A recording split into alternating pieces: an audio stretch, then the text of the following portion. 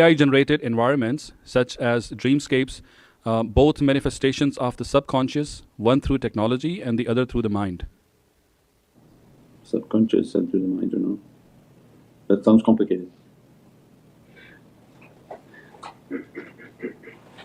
Everything in the subconscious is then going to have an effect with the jinn. So that's the main point of all that's being described, is they know certain elements within our life and all they have to do is enter those elements and begin to affect the dreams. They put a favourite aunt, they put a favourite location, they put a relative, a place, anything of items, and they bring a familiarity. When do you see these? On these shows where this supposable person can talk to the dead. Said there's these, what do they call them?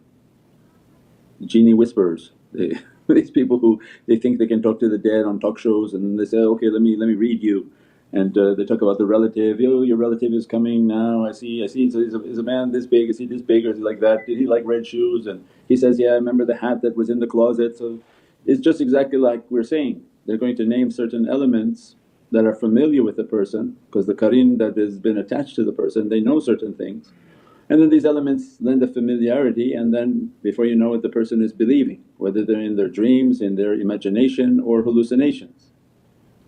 So the main point is that these hallucinations will become much more severe, and that's when we describe the bird box. When the energies are so overwhelming and so negative, this energy will be moving everywhere and everybody will be having these horrific thoughts and horrific desires and horrific dreams. And if those are the dreams and those are the ways that they've trained themselves, then they're going to be susceptible to that kind of deception.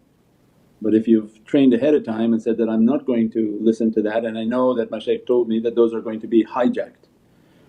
Dreams are going to be interfered with, your energies are going to be interfered with.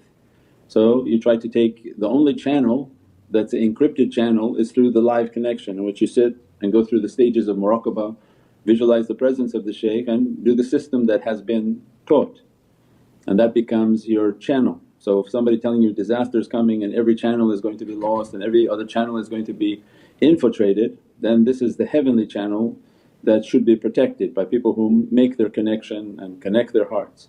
Everything else is going to be immense amount of deception. This is the time and the era that we live in, inshaAllah.